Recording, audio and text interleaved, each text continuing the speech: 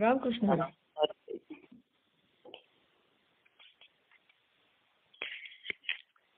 आज आपण केनोपनिषदातलं संबंध भाष्य बघतोय.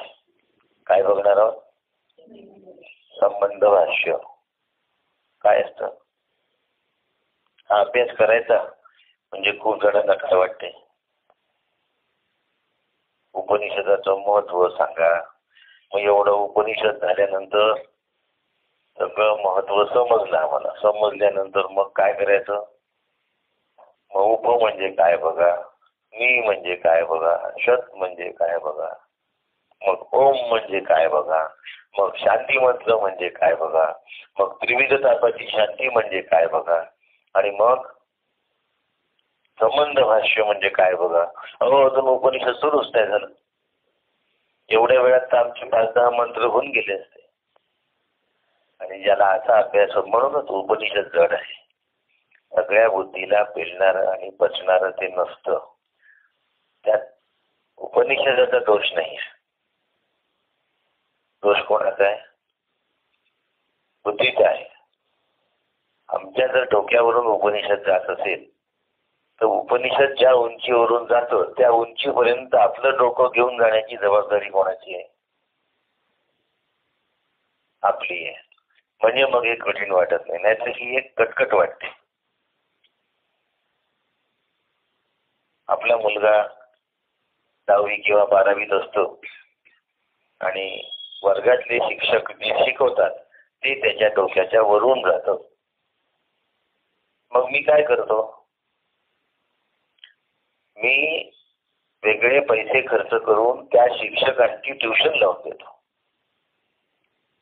त्या ट्युशन मध्ये ते शिक्षक त्याला जे वर्गात शिकवलं ते शिकवतात. ते त्याला कळत नाही. शिक्षकाच्या लक्षात येतं की हा जरी 12वीत असला तरी हा 10वीतला कच्चा आहे, म्हणून मग 10वीचा बेस त्याला पक्का करायला घेतात. त्याच्या लक्षात येतं की याला 10वीचा बेसही बरोबर नाही, 8वी पासून याला काय करावं लागेल, भरून काढावं लागेल. मग शिक्षक त्याला 8वी पासूनच बेसिक शिकवतात. जिथून त्याचा बेस चुकलेला आहे, कच्चा झालेला आहे, तिथून तो पक्का करत करत आणतात. आणि मग जे चालू आहे ते समजण्याच्या स्थितीला म्हणजे त्याचं डोकं वर आणतात की नाही, की तत्वज्ञान खाली आणतात. आपल्याला जर उपनिषद समजत नसेल तर आपण आपली उंची वाढवून घेणे हा एकच पर्याय आहे. उपनिषद आपली उंची खाली करू शकत नाही. किती करणार? एकदा राम मंदिरामध्ये प्रवचन देत असताना माऊलीचं एक वाक्य सांगितलं होतं काकांनी. ते वाक्य असं होतं की एवढं सांगूनही जर देहबुद्धी सोडणार नसेल त्या मूर्खास काय म्हणावं?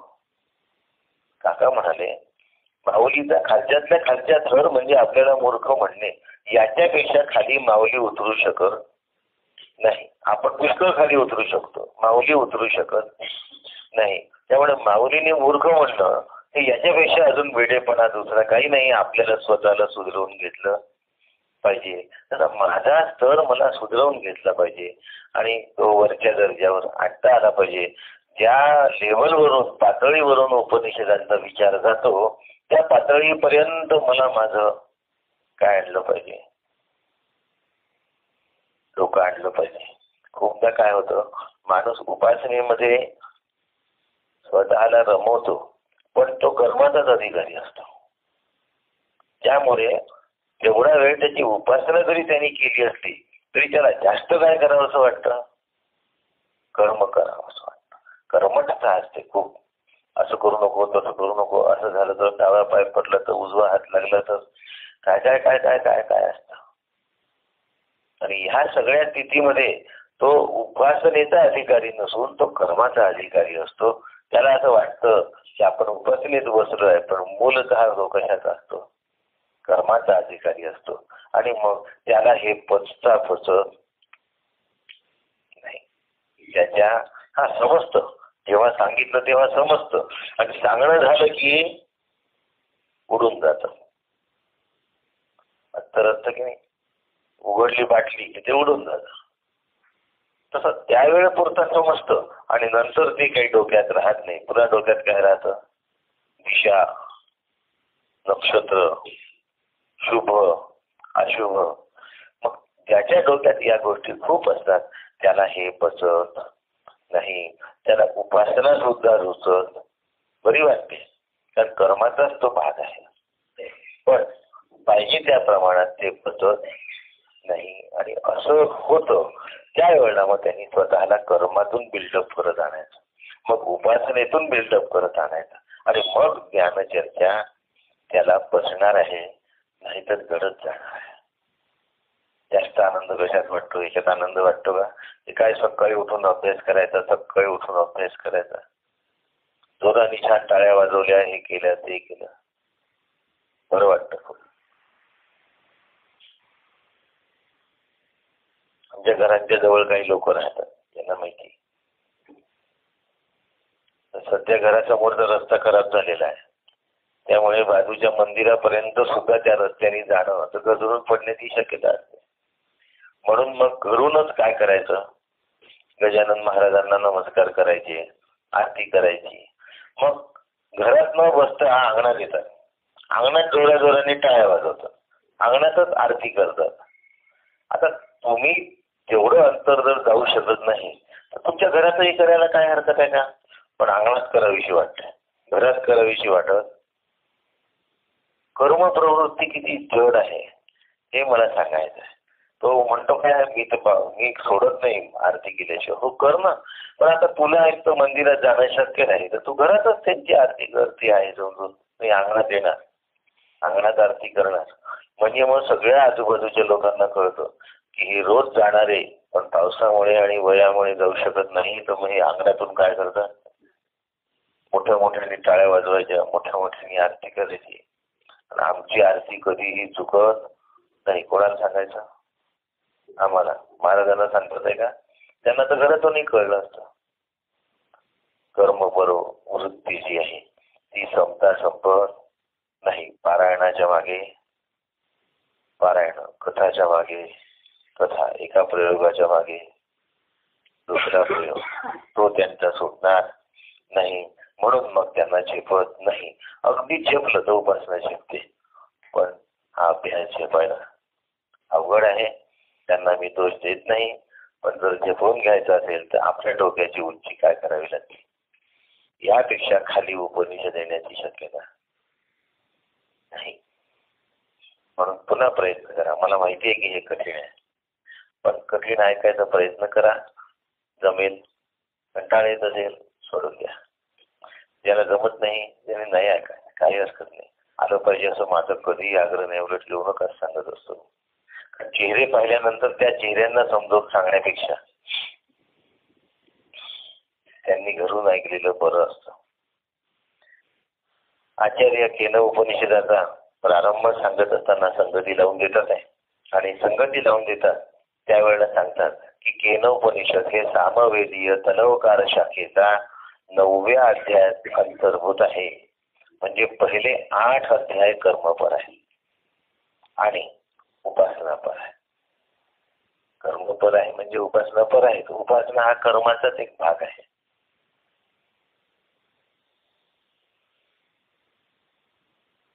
कर्माच्या गर्भात उपासना आहे असं म्हणा. उपासना हे कर्मच आहे, पण दिसायला काही प्रमाणात कर्माला कुठेतरी कमी आलेलं आहे, म्हणजे गती कमी आहे आणि थोडी स्थिरच राहिली आहे. एका जागी बसून जप, एका जागी बसून आरती, एका जागी बसून नाही उभं राहून आरती. चुकलं, बसून केली म्हटलं की कसतरी होते त्यांना.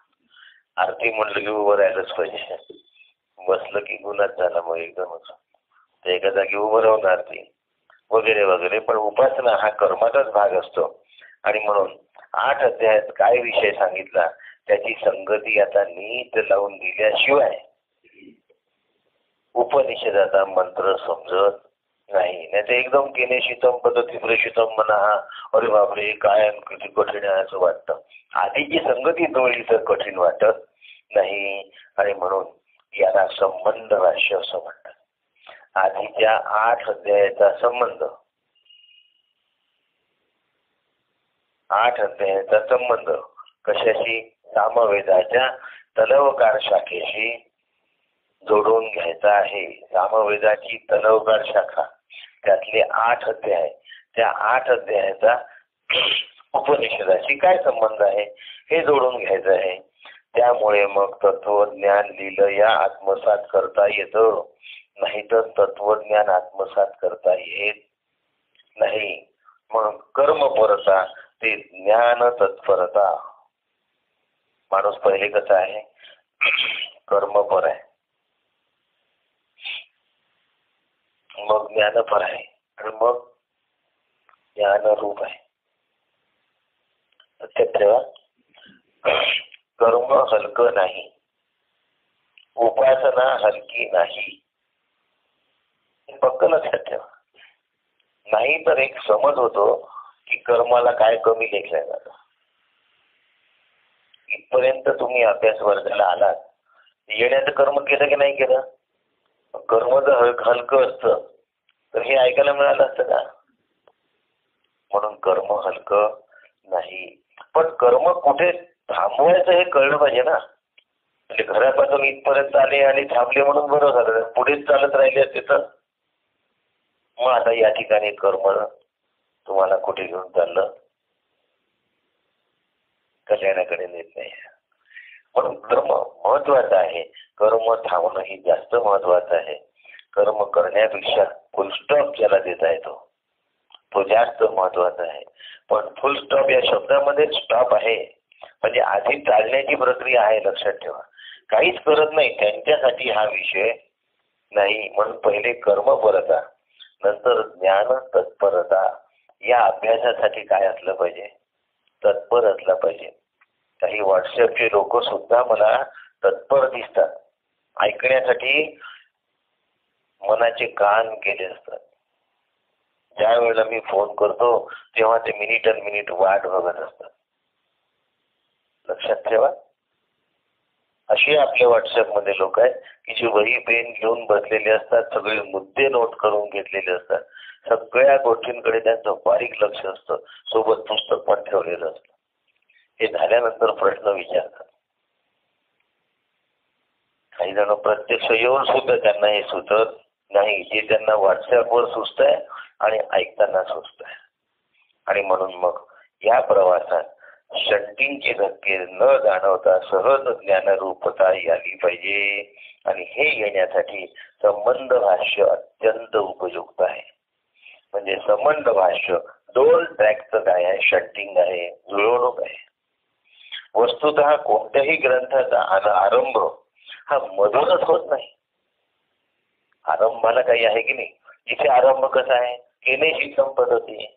आता केनेशितम हा प्रश्नच विचारला आहे, याचा अर्थ याच्या आधी काहीतरी झालेला आहे की नाही. काहीच झालं नाही तर प्रश्न कसा विचारेल. ज्या अर्थी पहिल्यांदा प्रश्न विचारला आहे त्या अर्थी काहीतरी झालेलं आहे. आणि हे आचार्य म्हणतात आतापर्यंतच्या 8ही अध्यायाचे विषय केनेशितम पर्यंत आणून ठेवायचे आहे. याला संबंध भाष्य असं म्हणतात. 8ही विषय कुठपर्यंत आणून ठेवायचे आहे, केनेशितम पर्यंत आणून ठेवायचे आहे. जुळवणूक म्हणतात त्याला मराठीत. पहिला प्रश्न आहे, त्याच्याबद्दल नंतर सांगू. पहिला प्रश्न आहे, केनेशितम कोणाच्या इच्छेने, पतितम प्रेषितम मनाहा केन प्राणाहा प्रथमाहा प्रेतियुक्ताहा केनेशितम वाचमिमां वदन्ति. नंतर कौ देव युनंती, अशा प्रकारचा तो मंत्र आहे. आणि म्हणून केनेशितम पर्यंत स्वरूपाच्या ज्ञानाची झेप माझी झाली पाहिजे. त्या 2ची सांगड जमली पाहिजे. या 2चा संबंध कसा आहे याचं जे स्पष्टीकरण केलं आहे त्या स्पष्टीकरणाला संबंध भाष्य असं म्हणतात. काय म्हणतात, संबंध भाष्य असं म्हणतात. पुन्हा प्रत्येकात स्वभावतः मल विक्षेप आणि आवरण असे 3 दोष असतातच प्रत्येक जीवामध्ये. म्हणजे आपल्यामध्ये 3 प्रकारचे दोष आहेत. एक मल दोष आहे, एक विक्षेप दोष आहे आणि एक आवरण दोष आहे. आता जो मल दोष आहे तो काढून टाकण्याचा उपाय वेदविहित निष्काम कर्म आहे. म्हणून कर्मानी म्हणजे कोणत्या कर्मानी? वेदांनी सांगितलेल्या कर्मानी. कशा कर्मानी? निष्काम कर्मानी. कोणत्या कर्मानी? वेदांनी सांगितलेल्या. कशा कर्मानी? निष्काम कर्माने. मलदोष जातो. मलदोषामुळे काय आलं असतं? राग, द्वेष, अशुद्धता, क्रोध, काम असे विकार आला असतात. मन काय असतं? अतिशय बहिर्मुख असतं. अभ्यास वर्गापर्यंत येताना सगळ्या घरच्या गोष्टी करायच्या. अभ्यास वर्ग संपला की पुन्हा घरच्या गोष्टी करायच्या. दोन्ही वेळेला जर घरच्याच गोष्टी चालत असतील तर मग मधल्या वेळात अभ्यासात मन असेल की घरच्या गोष्टींमध्ये मन असेल? हो की नाही? हे कोणी बघायचं आहे? त्याचं त्यांनी तिथून उठत नाही की लगेच घरच्या गोष्टी सुरू होतात. आणि म्हणून मग काका सांगतात, येथवर जे वर्णिले ते समस्तही जाणले, आता सरता कळू आले. इथपर्यंत जे काही सांगितलं गेलं, जे काही तुम्हाला म्हटलं गेलं ते सगळं काय आहे? जाणलं. पण आता कळलं की कर्म अनित्य आहे आणि कर्माने प्राप्त झालेला हा जो देह आहे हा सुद्धा अनित्य आहे. येथवर जे वर्णिले ते समस्तही जाणले, सरता कळू आले अनित्यत्व. कर्मे आत्मा न किंवसे. कर्मानी आत्मा प्राप्त होण्याची शक्यता नाही. कर्माचे का दिवसे चित्त शुद्ध होय आपैसे म्हणून या 7वी ओळ काढायची. कर्माचरिता विहित देवता ज्ञाने समस्त शुद्ध होय तै चित्त मोक्ष होय. शास्त्र सांगत कर्मणाः पितृलोकाः विद्ययाः देवलोकाः. बृहदारण्यक उपनिषदातली श्रुती आहे. कर्मणाः पितृलोकाः देवताः विद्यया देवलोकाः. कर्माने पितृलोक प्राप्त होतो. पितृलोक समजत असेल तुम्हाला. श्राद्ध करतो आपण. पितृलोकात असलेल्यांच्यासाठी असतं. म्हणून कर्माने दक्षिण मार्ग म्हणजे पितृलोक प्राप्त होतो. आणि विद्या देवलोका म्हणजे विद्या म्हणजे उपासना. उपासनेने काय होतं? देवलोकाची प्राप्ती होते. म्हणून गीता म्हणते नाही देहवृता शक्यम त्यक्तुम कर्माण्य शेषतः. असं कधीही शक्य नाही की कर्म सगळं संपलं. कर्म शिल्लकच राहतं. कर्म करणं हे शिल्लकच राहतं. एवढं काम झालं की झालं. काय असतं घरातलं वाक्य काय आहे? एवढं काम झालं की झालं. ते काम झालं मग आता सगळी कामं संपली म्हणून बसता का तुम्ही? मग आता दुसरं राहिलं. सगळं घर स्वच्छ केलं झालं. आता काही राहिलं नाही म्हणून ती बाई बसते 2 मिनिटं खुर्चीवर. खुर्चीवर बसते तर तिला सज्जावरचे डब्बे दिसतात. बापरे याच्यावर किती माती साचली आहे. ते सगळे घासून काढा. म्हणजे पुन्हा सगळं घर स्वच्छ केलं होतं. काम सगळं संपलं असं वाटलं तर काय झालं? डब्बे घासायची इच्छा तयार झाली. पुन्हा सगळे त्याच्यातलं काय जे असेल ते मटेरियल काढा. ते डब्बे घासा. त्याच्यानंतर ते वाळत ठेवा. वाळल्यानंतर पुसून काढा. मग वाळत ठेवा. पुन्हा त्याच्यात ते सगळं भरा आणि ते वरती ठेवा. या सगळ्या गेला 2 दिवस लागतात. तोपर्यंत पुन्हा घरात कचरा झालेला असतो. म्हणजे पुन्हा काय करायचं? कर्म कधी संपत. माझी एक अतिशय जवळची नातलग होती. मला माहित नाही भाभी भैयांना आज नाही आहे. भाभी भैया पांडवनी त्यांना त्यांच्या घरी नेलं होतं. दूरची माझी मावशी आहे नात्याने. त्यांच्या घरी नेलं होतं. शिक्षिका होत्या शाळेमध्ये अभ्यंकर कन्या शाळेत यवतमाळच्या. त्यांच्या घरचे पितळीचे डबे सोन्यासारखे लखलखायचे. कसे लखलखायचे? केव्हाही बनतात. सोन्यासारखे लखलखायचे. नात्याने माझी मावशी पण होती, माझी पेशंट पण होती. आणि मी म्हटलं, मावशी आता डबे लखलखवणं बंद कर, कारण तुझे सांधे दिसतात, हे सगळे हे जे जॉईंट्स आहे ना ते पूर्ण शिजून गेले. कारण मोलकरणी एवढं घातत नाही, प्रत्येक वेळा चिंतन आमसूल आणि ते सगळे दोन यांनी नंतर राख इतकं करून माझा डबे सोन्यासारखे केव्हाही गेले तरी दिसतात, पितळीचे. म्हणजे त्या डब्याला कमी मेहनत घेतली असेल का? हे सगळे जॉईंट्स झाले. समजावून सांगितलं, खूप समजावून सांगितलं, शेवटी काही झालं नाही. आणि मग सोन्यासारखे लखलखणारे डबे सुनेनी घेतले नाही म्हणून पितळ ठेवून काय करायचं आता आपल्याला? स्टीलच बरं. म्हणजे इकडलं गेलं आणि तिकडे काही हाती आलं नाही. मला म्हणे आता काय करायचं? तिथं म्हणून राहिली का आता हे डबेच नको आम्हाला, मी इतके वर्ष जपले. म्हटलं ते घास माझा काय करणार? आज सगळे सांधे कामात न गेले, हाताचे पायाचे, ना चालता येत ना हालचाल करता येत, वाकरही धरायची क्षमता नाही राहिली, भांडेच घासले. कर्मणा, अशा कर्माने पितृलोक नाही मिळत बरं. नाही तर कर्मणा पितृलोक म्हणजे कोणत्याही कर्माने पितृलोक मिळेल असा भ्रम ठेवू नका, हे लक्षात ठेवा. कर्मणा पितृलोका म्हणजे पुन्हा ते कर्मही त्या शास्त्राने सांगितल्याप्रमाणे असेल तर, आणि वेदविहित निष्काम असेल तर चित्तशुद्धी, नाहीतर चित्तशुद्धी नाही. आणि विद्या म्हणजे उपासनेने देवलोक मिळतो. कोणती उपासना? त्याच्यावर मी फार बोलत नाही, तुम्ही सगळे उपासनेचे काय आहात, निष्णात लोक आहात. म्हणून कितीही वैतागलं, कितीही चिडलं तरीही पण कर्म करावंच लागतं. आणि कर्म करावं लागतं कारण माणूस कर्माशिवाय क्षणभरही राहू शकत नाही. नियतम कुरु कर्म असतो. नियत शब्दाचा अर्थ तुम्हाला काय करून दिलेला, आखून दिलेलं कर्म. नियतम शब्दाचा अर्थ काय होतो? नियतम म्हणजे आखून दिलेलं कर्म केलं पाहिजे. आता आखून दिलेलं कर्म न करता बाकीचंही कर्म करत राहिलं तर काय होते? बरोबर होते. नियतम कुरु कर्मस्त्वम. म्हणून कर्मण्येवाधिकार असते मा फलेषु कदाचन. वेदविहित निष्काम. मा फलेषु हा निष्काम शब्दाचा अर्थ आहे. आणि करत असताना तस्मादसक्तः कर्मस्त्वम. तस्मादसक्तः सततम कार्यम कर्म समाचर. सतत कसं आहे?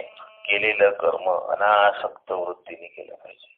आता एवढ्या सगळ्या अटी कर्मामध्ये असतात तेव्हा पितृलोक किंवा चित्तशुद्धी, नाही तर याच्याही खाली. म्हणून वेदविहित नित्य नैमित्य नित्य निरंतर न्याय नीती आणि धर्मानुरूप कर्मयोगाने मलदोष जातो. मलदोषामध्ये काय होतं? दुसऱ्याचं वाईट चिंतनाची इच्छा होते, संताप येतो, काय काय काय काय होतो त्याचं त्यालाच ठाऊक असतो. आणि मग एकदा त्याचा ज्वालामुखी भडकला की तो ज्वालामुखी जाता जात नाही, थांबता थांबत नाही. आणि म्हणून कर्माने मलदोष जातो. माझा मलदोष गेला पाहिजे. माझा मलदोष जातो म्हणजे चित्ताची शुद्धी होते. मल म्हणजे मळ, माहिती आहे तुम्हाला? मल म्हणजे मळ.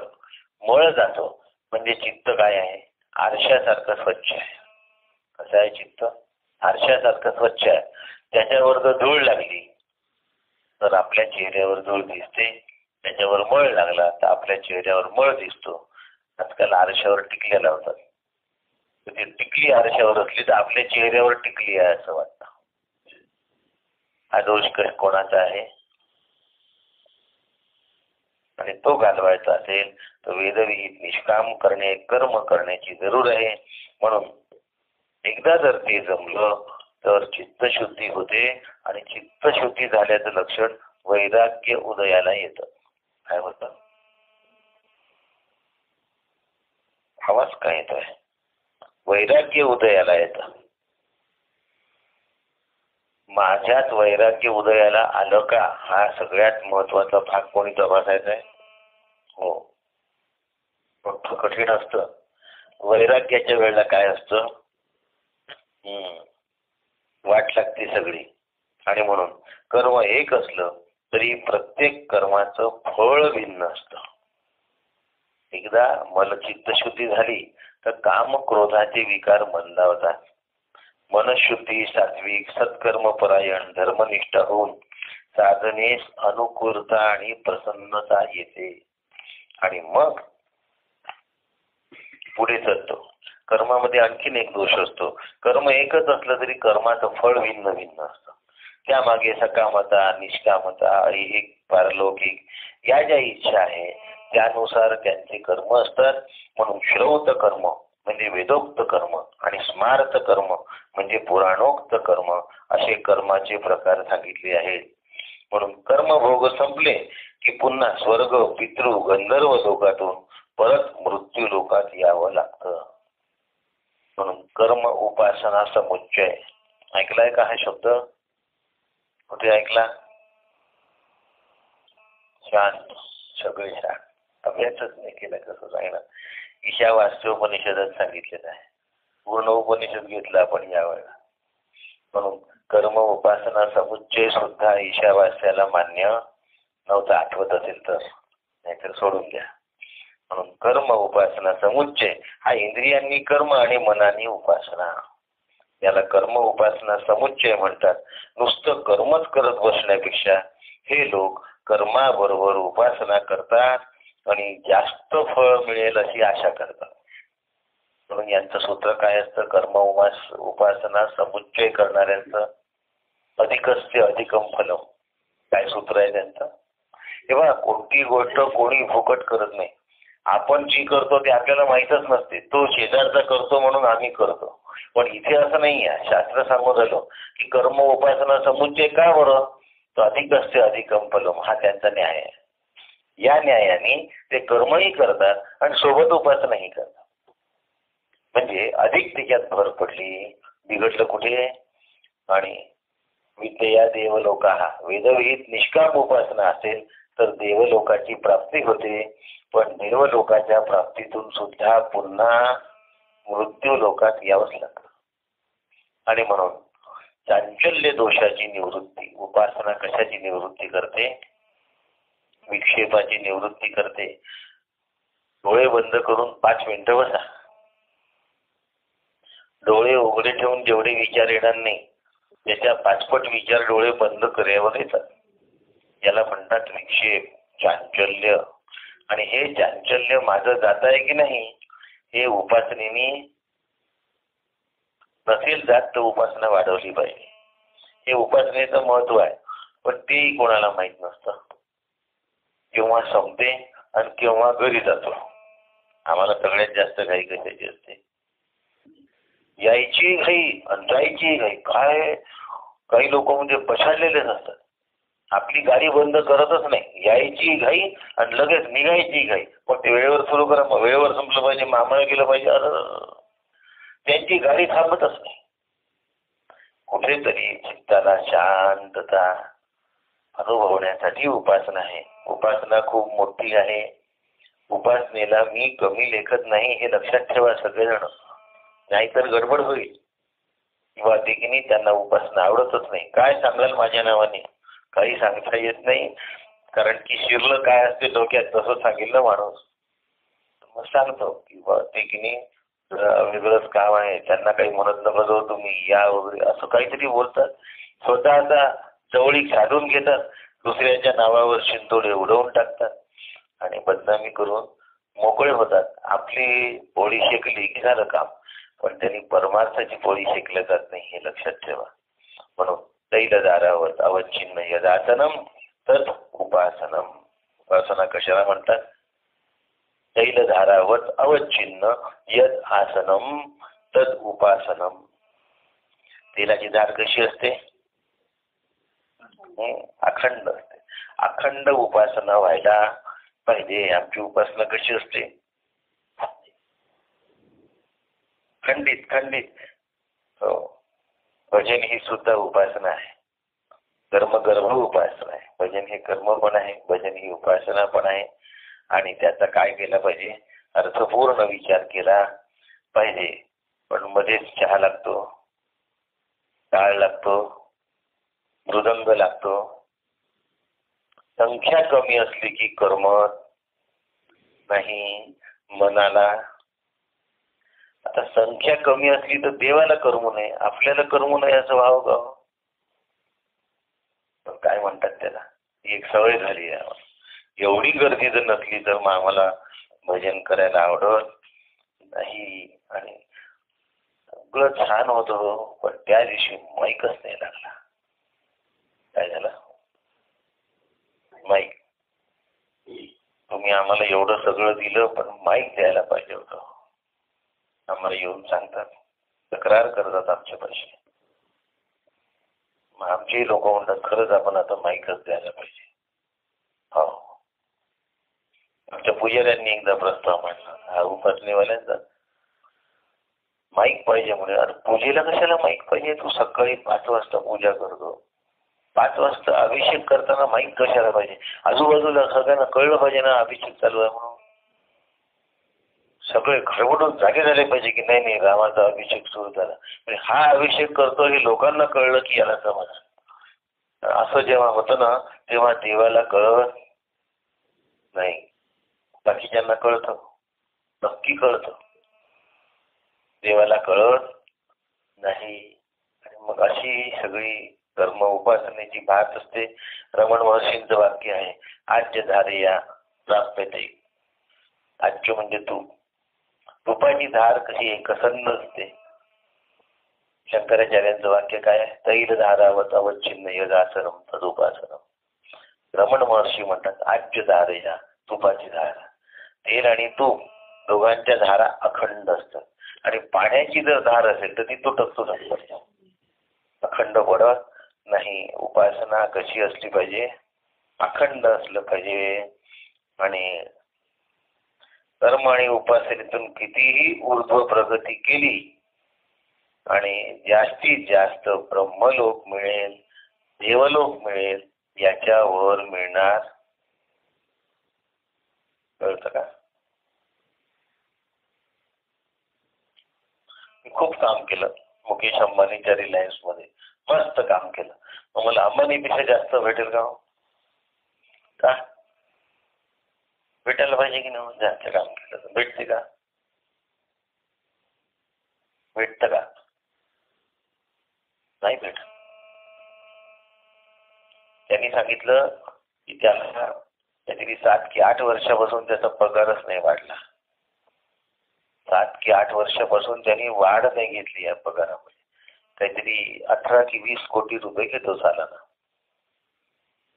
फक्त.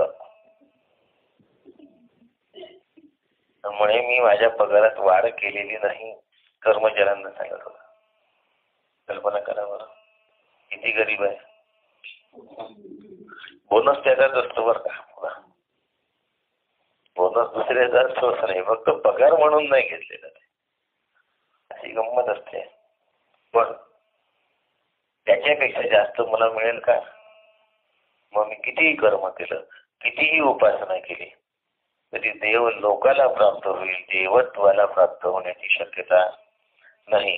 पितृ लोकाला प्राप्त होईल, तिथून पुन्हा मृत्यू लोकाला गच्छन्ती नक्की आहे. आणि म्हणून एकच एका उपाय म्हणजे देवतेची वृत्ती दीर्घकाळ अखंडपणे जगणे. एकाच एका उपास्य देवतेची तो एक भाग असतो. उपासना करतात. आता गणपती भाद्रपद आला, गणपती आश्विन आला ना, ते वारं सज्ज असते डोक्यात. वारं समजतं ना? हा, बस सुरुवात कुठून होते? भाद्रपदापासून घेऊ आपण सध्या. आणि मग जे आरत्या सुरू होतात, सुख करता दुःख हरता, आणि मग सुरू 11 दिवस.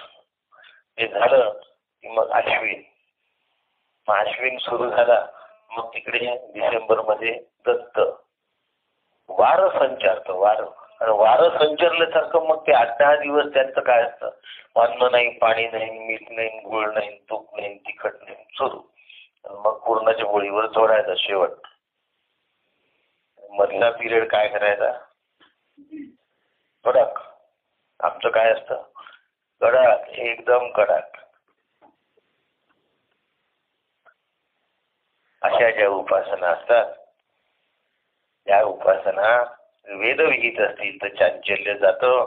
प्रत्येक क्षणाला आत्मवृत्ती जपणे, सजातीय वृत्ती जपणे याला उपासना म्हणतात. आता मी मुद्दाम उपासनेवर घेत नाहीये बरं का, या संबंध भाष्याचा भाग आहे म्हणून घेऊन राहिलो. नाहीतर काय पुन्हा गोटे येतील माझ्या अंगावर माहित नाही. प्रत्यक्ष नेम आढळून येतात. जाऊ द्या, मला सवय झाली आहे त्याची. एक लक्षात ठेवा, परमार्थ करत असताना अत्यंत महत्वाची गोष्ट सांगतो. तुम्ही माझ्याबद्दल काही सांगा, मी तुमच्याबद्दल तुम्हाला जे सांगायचं आहे ना तेच सांगेन. परमार्थ करत असताना मनाला दाबायचं नाही, मनाला मारायचं नाही, मनाला दाबायचं नाही, मनाला मारायचं नाही आणि जबरदस्तीने मनाला ओढायचं नाही. लक्षात ठेवा, ही गोष्ट अत्यंत महत्वाची आहे. मनाला दाबायचं नाही, मनाला मारायचं नाही, मनाला ओढायचं नाही. पपडी माहिती आहे का? पपडी, पपडी नावाचा पदार्थ माहिती असेल तुम्हाला. हा, लांब बसते ती. तो मालक एवढा दबाव देतो तिच्यावर, एवढा दबाव देतो की बिचारा तो जो गोळा असतो ना बेसनाचा, त्याला त्या कशातून, चाळणीतून, चाळणीत ना, त्याच्यातून त्याला खाली पडण्याशिवाय काही पर्याय राहत नाही. खाली पडला की तापलेल्या तेलात, तिकडून प्रेशर, तिकडून जळणं, दोन्हीकडून त्या पकडीची हालत काय आहे? खराबच आहे की नाही सांगावा. चुकलं का माझं काही? तसा परमार्थ होता कामा नये. इकडून कर्म तिकडून उपासना, इकडून कर्म तिकडून उपासना. आम्ही सकाळी उठल्यावर असं करतो, दुपारी असं करतो, संध्याकाळी अरे. अशा दबावामध्ये कधीही परमार्थ करू नये. परमार्थ हा स्वेच्छेने, परमार्थ हा आनंदाने, परमार्थ हा प्रसन्नतेने व्हायला पाहिजे. पूजा माझ्याच मागे लावली तुम्ही, आता मला करावीच लागेल. आता तुम्ही नाही करत तर मी काय करू? करणंच भाग आहे मला. पोपडी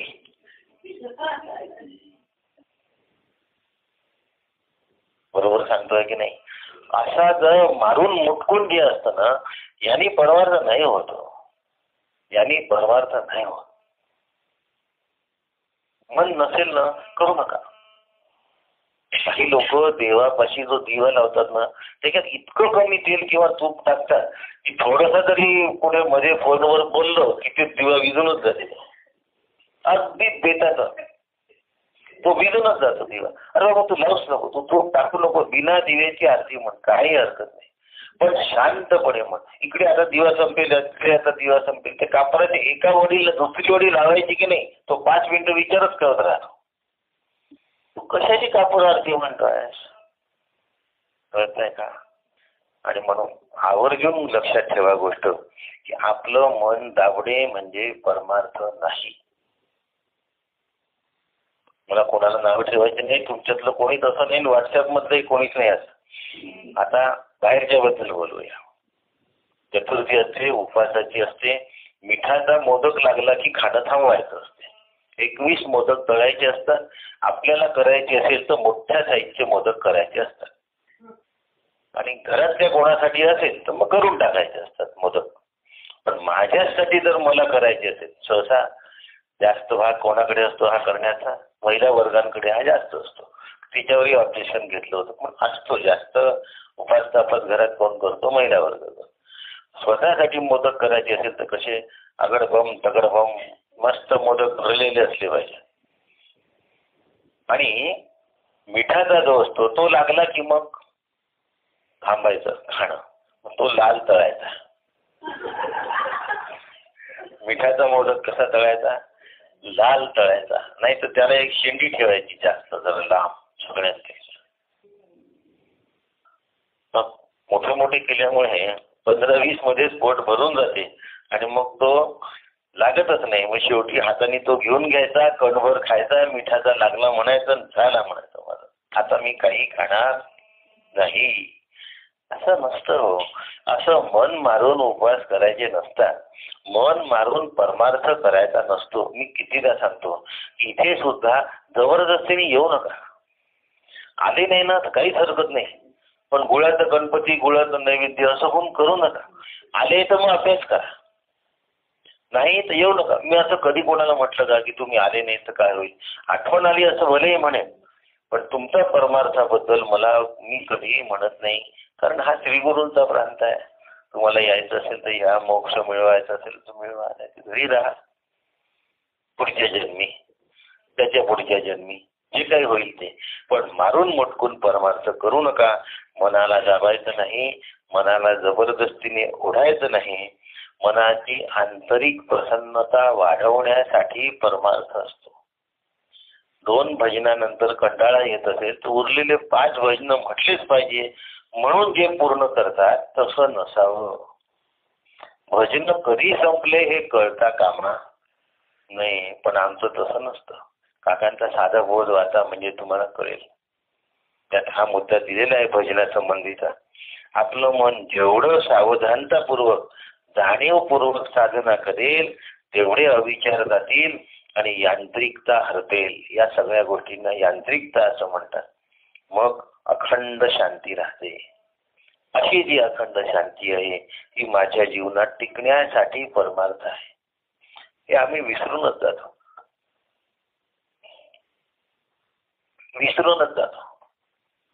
माझं सांगतो, तुम्हाला तुमच्या कोणाचंच नाही असं काही, फक्त माझं असतं. पूजेला बसलो, फुलं तोडून नाही आणले, अरे फुलं राहिले माझं, ते मीच तोडू का?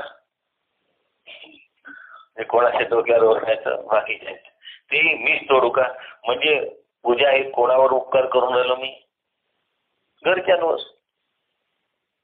सहसा अशीच भावना असते की आम्ही घरासाठी उपासना करीत आहोत. अरे बाबा माझ्यासाठी करतोय, माझ्यासाठी करतोय तर मला ते संकट किंवा कंटाळा येता कामा नाही. येत असेल तर समजलेलं नाही. म्हणून गोविंदू उपासिता प्रेमे, संसार उपयोगी न गमे, चित्त विषयी न रमे, शांत होय. उपासना कशाला म्हणतात? माझं चित्त विषयामध्ये रमता कामा नाही, रमता कामा. समजताय का? उपासनेच्या नंतर आलुवंडे जर असतील तर माझं चित्त कशात असेल?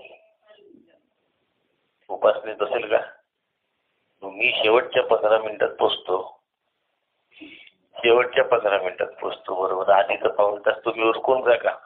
मग नंतर 15 मिनिटं म्हणजे लाज वाटते ना एकदमच वेळेवर गेलं तर. पुढचं आहेच आम्ही सोबत तुमच्या संपेपर्यंत. ऐसेनी पावन शांता या उपनिषदी आस्था, नाना युक्तीची व्यवस्था जाणण्या आत्मा. कर्म कशासाठी करायचं आहे? चित्ताच्या शुद्धीसाठी. यापेक्षा अधिक फळ कर्माचं मिळणार नाही. उपासना कशासाठी करायची आहे? चित्ताच्या शांतीसाठी. यापेक्षा अधिक फळ उपासनेचं मिळणार नाही.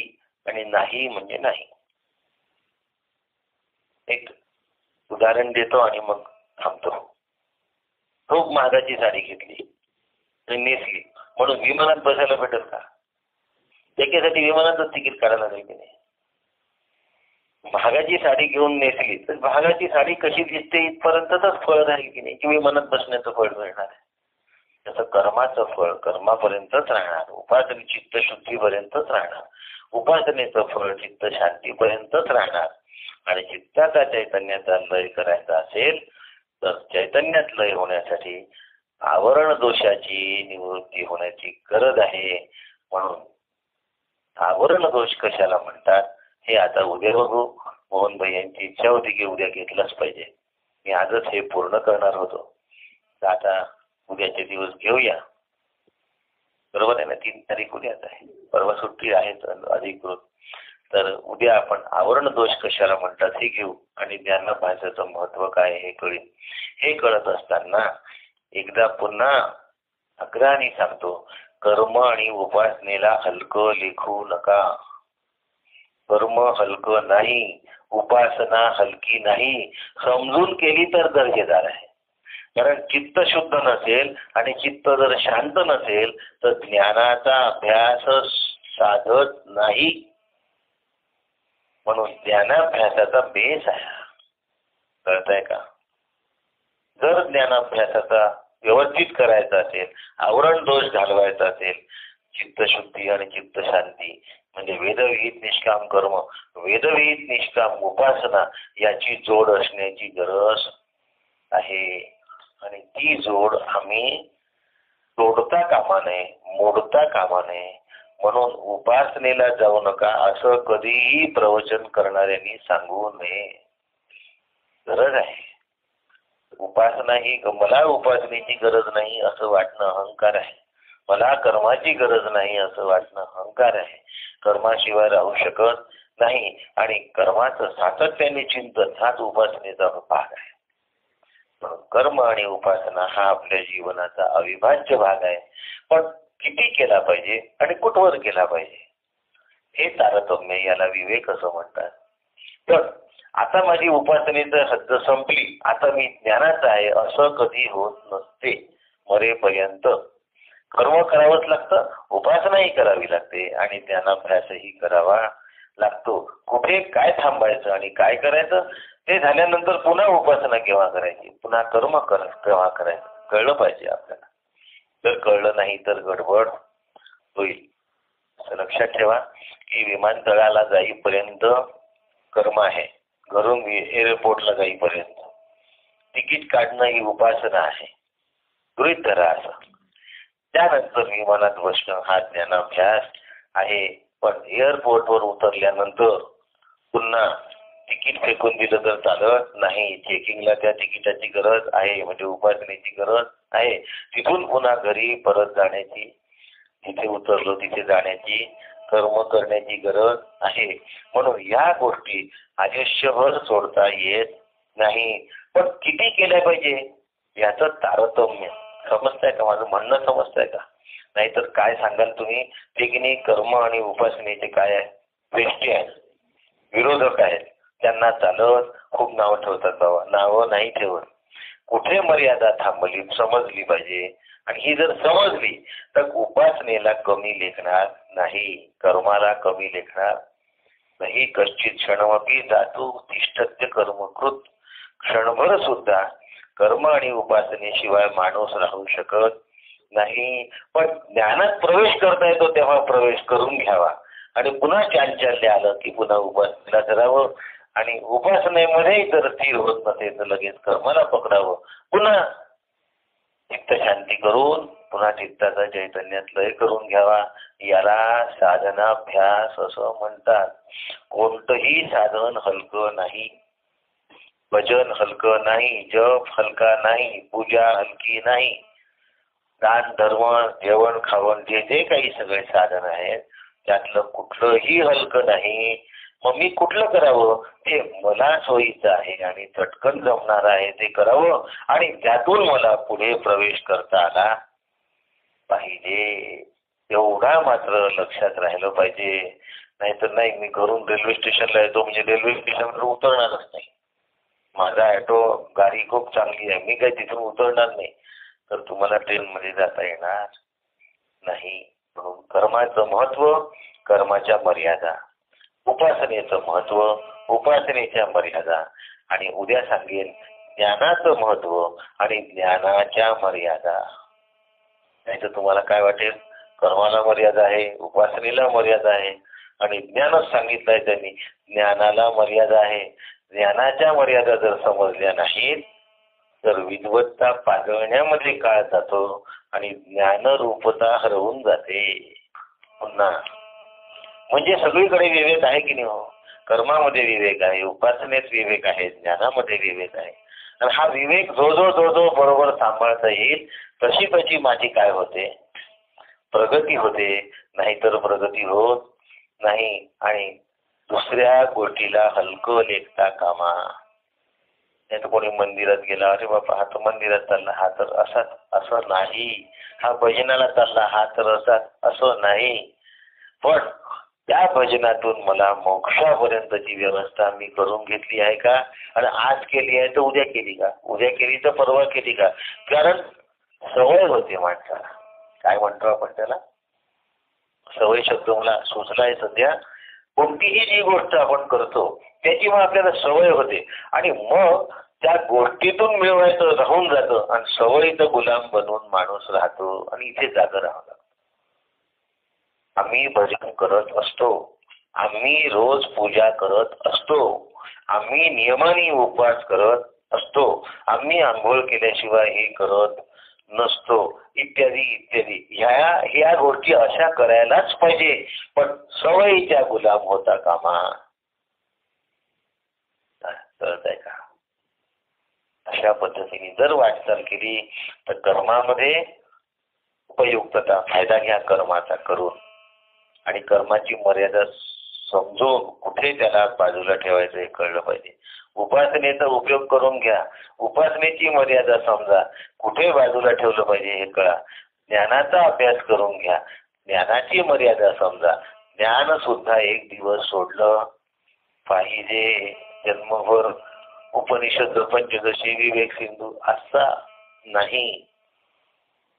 त्याची मर्यादा समजली पाहिजे आणि त्याची उपयुक्तता करून त्या मर्यादेनंतर तेही सोडून देता आलं पाहिजे. आणि मी कर्म उपासना ज्ञानातीत असा आत्मा आहे या आनंदात मला राहता आलं पाहिजे. त्यामुळे आज आपण अत्यंत एकाग्रतेने करत असलेला अभ्यास आत्मसात झाल्यानंतर हा अभ्यास सुद्धा सोडून द्यायचा आहे आणि त्यात राहायचं आहे. शेवटी नाव सोडून दिल्याशिवाय पहिलं तीर आपल्याला गाठता येत. तर तीराला नाव लागली पण नाव जर सोडलीच नाही, ज्ञानाभ्यास जर सोडलाच नाही तर पलीकडच्या बेटावर आम्ही जाऊ शकणार नाही. म्हणून प्रत्येकाचं एक महत्व आहे आणि प्रत्येकाच्या एक मर्यादा आहे. मूल्य आणि मर्यादा याचं भान ज्याने विवेकाने ठेवलं तोच ज्ञानरूप होतो, तोच आनंद रूप होतो. नाहीतर आम्ही हे करत असतो याच भूषणामध्ये, अहंकारामध्ये, भूषण म्हणतात त्याला. अहंकार म्हटलं की वाईट वाटतं, मग आम्हाला भूषण असतं की आम्ही की नाही भजन कधी सोडत नाही. या वारी आमचं भजन ठरलेलं असतं, सहसा असतात असे. सोमवार असतो, गुरुवार असतो, काही जे वार असतात त्या वारी आमचं भजन कधी चुकत नाही, आमची एकादशी कधी चुकत नाही, आमची वारी कधी चुकत नाही. हे सगळे अहंकाराचे लक्षण आहे. तुला एवढे वेळ का करावं लागतंय? अजून पूर्णत्व आलेलं नाही म्हणून.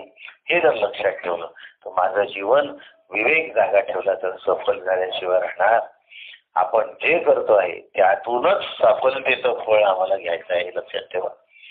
ज्याची जशी बुद्धी आहे, कोणाची कमी असेल कोणाची जास्त असेल, पण मोक्षाला तेवढी बुद्धी पुरेशी आहे. प्रत्येक माणसाजवळ दिलेली बुद्धी मोक्षाला पुरेशी आहे, कमी पडत नाही. भगवंतानी कमी दिलेलं नाही. त्याचा उपयोग मात्र मला मोक्षासाठी करून घेता आला पाहिजे. असा जर केला तर कर्म, उपासना आणि ज्ञान या तीनहीचा फायदा घेऊन मला या तिन्ही पासून स्वतःची मुक्ती जीवन मुक्तीमध्ये परिवर्तित करून घ्यायची. एवढं भान ठेवावं, त्याला विवेक असं म्हणतात. हा विवेक ठेवला तर माझं जीवन लवकरात लवकर सफल होतं. एवढं करूया. रामकृष्ण हरी. उद्या भेटूया.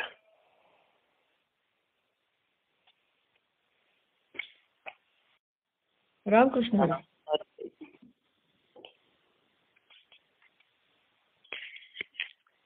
आज आपण केनोपनिषदातलं संबंध भाष्य बघतोय. काय बघणार आहोत? संबंध भाष्य काय असतं? हा अभ्यास करायचा म्हणजे खूप जणांना काय वाटते,